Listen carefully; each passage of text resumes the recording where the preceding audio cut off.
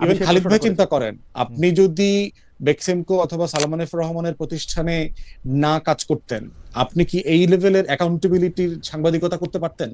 এটা কি আপনার দিগন্ত টিভির না, সাংবাদিকরা এই লেভেলের সাংবাদিকতা করতে আমার পারতো? কাছে মনে হয় যে বেশে ফুয়াদ, এই প্রসঙ্গটা নিয়ে আমরা নিশ্চয়ই আরেকদিন আলাপ করবো। তবে আমার কাছে মনে হয় যে হ্যাঁ, বাংলাদেশের এমন কোনো টেলিভিশন ছিল না, আমি যে সময় সাংবাদিকতা করেছি 12 থেকে 19, যাদের সাথে শেখ হাসিনা সরকারের খুবই ঘনিষ্ঠ সম্পর্ক ছিল না। মানে এটা আমি যদি আজাদ সাহেবের টেলিভিশনে কাজ করতাম আপনি আমার একই কথা বলতেন, আমি যদি বসুন্ধরাতে কাজ করতাম একই কথা বলতেন, যমুনায় কাজ করতাম আপনি আমার একই কথা বলতে পারতেন। যারা যমুনা, না, বসুন্ধরা, আজাদ এটা ভাই এটা টিভিতে এটা কাজ এটা করেছে। একটু পার্থক্য আছে খালিদ ভাই, একটু পার্থক্যের জায়গা হচ্ছে আপনার স্বাধীনতাটা আপনি মেনটেন করছেন, সেটা কিন্তু আমি, আপনি এটাও সেটা জানতেন আমার যে অর্জন, কিন্তু একে আজাদ। এইটাতে যখন আপনি বলেন যে এটা সালমান এফ রহমানের টিভিতে কাজ করছি বলে, আমি এটা মানতে রাজি না। আমার চেয়ে বেশি না, সম্পর্ক, দুইটাই আছে এখানে, দুইটা না, উপকরণই আছে। একটা হচ্ছে যমুনা আপনি টিভি, স্বাধীন বসুন্ধরা থাকতে টিভির চাইছেন। সম্পর্ক, আজাদ সাহেবের সম্পর্ক শেখ হাসিনার চেয়ে কোনো অংশে কম ছিল না।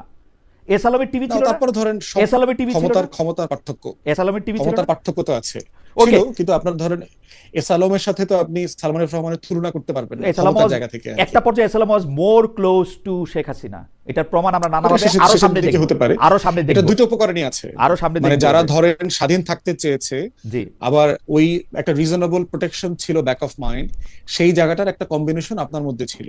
অধিকাংশ জায়গাতেই সবাই সেলফ সারেন্ডার করে ফেলছে, সে স্বাধীনও থাকতে চায় না, শুধু চাকরি করেছে। সাংবাদিকতা তো চাকরি না, ইটস বিয়ন্ড এই প্রফেশন, এটা বিয়ন্ড এমপ্লয়মেন্ট। তো ওকে। সেই জায়গাটা আপনি করতে পেরেছেন বলেই তো আজকে আপনি এখনো টিকে আছেন, আপনি বাংলাদেশে না, এসে আরো ঢুকে গেছেন। আরো বা আরো আরো আরো অনেকে নিশ্চয়ই আরো অনেক বেশি ভালোভাবে করছে। কিন্তু বেশে ফুয়াদ, আমি আজকের প্রশ্নে আসি। বেশে ফুয়াদ, ইলেকশন হবে কি হবে না সেটি একটি খুব সব মানুষের মনে প্রশ্ন। আমি সেই প্রশ্নটি আপাতত আনিস ভাইয়ের কাছে, আনিস ভাইয়ের জন্য তুলে রাখি। আনিস ভাইয়ের কাছে শুনে এটা আপনার কাছে শুনবো। কিন্তু আমি প্রথমে এবি পার্টির অবস্থান জানতে চাই। এবি পার্টি কেমন মনে করতেছে যে এইবারের ইলেকশনে এবি পার্টি তার মতামত নিয়ে কতটা জনগণের কাছে পৌঁছাতে পারলো, বা এবি পার্টি কি ধরনের রাজনৈতিক জোটের কথা ভাবছে কিনা, যদি ভেবে থাকে। আগে এবি পার্টির কথা আমরা একটু শুনি, বেরেছে ফুয়াদ। প্রথম প্রথম কথা হচ্ছে যে আমরা আপনার এখন পর্যন্ত 109টা আসনে প্রার্থিতা ঘোষণা করেছি। এর ভিতরে সবাই যার যার সামর্থ্য মোতাবেক প্রচারণা করছে। 25-30টা আসনে আপনার খুবই অ্যাক্টিভলি প্রচারণা করছে, এবং তারা ন্যাশনাল স্ট্যান্ডার্ডে সংসদ সদস্য হবার যোগ্য মানুষ। আমাদের আর্থিক সামর্থ্যে ঘাটতি আছে, আমাদের লোকবলে ঘাটতি আছে, সাংগঠনিক স্ট্রেংথে ঘাটতি আছে, কিন্তু আমাদের সক্ষমতা মোতাবেক আমরা সেই ক্যাম্পেইন করে যাচ্ছি। আমাদের রাজনৈতিক বক্তব্যটা গত 5-6 বছর থেকে আমরা দিয়ে আসছি, যে বাংলাদেশে দেখবেন যে গত লম্বা সময় 3 দশকের উপর থেকে বিকল্প ধারার রাজনীতি, তৃতীয় ধারার রাজনীতি, সংস্কার, নতুন ধারার রাজনীতি, এই শব্দগুলো কিন্তু যথেষ্ট আলোচিত শব্দ। ডক্টর কামাল হোসেন যখন আওয়ামী লীগ থেকে বের হয়ে আসলেন, অথবা তাকে বহিষ্কার করা হলো, উনি গণফোরাম করলেন, তখনও কিন্তু এই কথাটা উনি বলেছেন। বি চৌধুরী যখন, অথবা অলি আহমেদের মতো লোক যখন বিএনপি থেকে বের হয়ে আসছেন, তারাও এই কথাটা বলবার চেষ্টা করেছে। এখন আমরা, এবং 111-এর সময় এটা খুবই ওয়াইডলি স্পোকেন ওয়ার্ড, সংস্কার, বিকল্প, এই সেই, -2, 3, 4, আমরা আসলে এই জিনিসটা বোঝার চেষ্টা করেছি। শুরুতেই দল করি নাই, আপনি জানেন যে আমরা জন আকাঙ্ক্ষার বাংলাদেশ নামে একটা প্ল্যাটফর্ম করলাম 2019-এ। আমাদের পারপাস ছিল যে আসলে জন আকাঙ্ক্ষাটা বোঝা, যে আমরা যে একটা তৃতীয় ধারার একটা নতুন রাজনীতি করব, এই যে এই বড় দুইটা দলের বলয় থেকে বের হয়ে এসে করবো, আসলে কি নিয়ে করব। এবং ওই একটা বছর, 19 এপ্রিল থেকে 20 মে পর্যন্ত, আপনার একটা বছর আমরা প্রায় 1100 থেকে 1200 মিটিং করেছি সারা বাংলাদেশে এবং বিদেশে, যেখানে বাংলাদেশি প্রবাসীরা থাকেন, যেখানে এই এলাকাগুলোতে। আমরা অনেকগুলো দেশ ভ্রমণ করেছি গ্রুপ করে করে, যেখানে নতুন রাজনীতি ডেভেলপ করেছে। আম আদমি পার্টি তুরস্কে, আপনার আক পার্টি মালয়েশিয়াতে, ইন্দোনেশিয়াতে, তিউনিসিয়াতে, মরক্কোতে, এই জায়গাগুলো আমরা বোঝার চেষ্টা করেছি।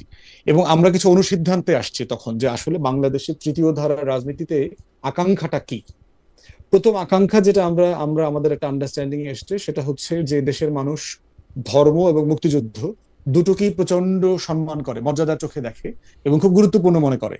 কিন্তু এইটাকে কেন্দ্র করে প্রতিদিন লেবু কচলানো, ব্যবসা করা, এটাকে নিয়ে ছিনিমিনি খেলা, বাড়াবাড়ি করা, এটাকে তারা পছন্দ করে না, কিন্তু দুইটাকে তারা গুরুত্বপূর্ণ মনে করে। দ্বিতীয়ত হচ্ছে, দেখলাম যে অতীতের ব্যাপারে তাদের একটা শ্রদ্ধার জায়গা আছে, রাজনৈতিক বিভিন্ন দলের নেতাদের ব্যাপারে তাদের সম্মান আছে, কিন্তু প্রতিনিয়ত অতীতকে টেনে নিয়ে আসা, রাজনৈতিক নেতাদেরকে মাজারে, তার কবরগুলোকে মাজারে পরিণত করা, মন্দিরে পরিণত করা, দরগায় পরিণত করা, এই দরগা বিক্রির যে রাজনীতি, এটা আসলে মানুষজন পছন্দ করে না, দেখতে চায় না এটা।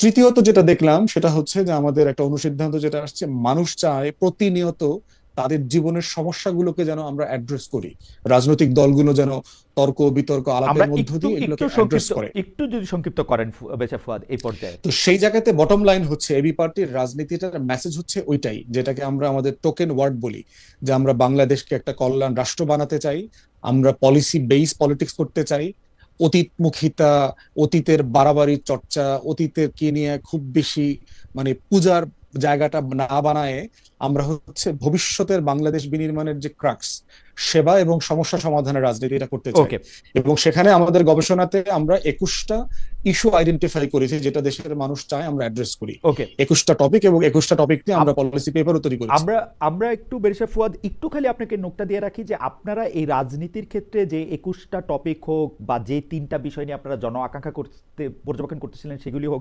সেগুলির মধ্যে শুধুমাত্র পপুলিস্ট ধারণাগুলি বজায় রাখতেছেন কিনা, মানে যখন যেটা মানুষ জনপ্রিয় হইতেছে বা যখন যেটা মানুষ চাইতেছে সেইটাই আসলে বলতে চেষ্টা করতেছেন কিনা, সেটা ভুল হোক কি সঠিক হোক সেটার জায়গা থেকে সেই ব্যাপারটাও আপনার কাছ থেকে আমরা একটু শুনবো, যে আপনাদের আসলে জনতুষ্টিমূলক এক ধরনের রাজনীতি, যে রাজনীতিটা যে কোনো সময় যে কোনো পাত্রে রাখলে ফিট ইন হয়ে যাবে, ওরকম একটা রাজনীতি আপনারা করতেছেন কিনা আমরা এটা শুনবো।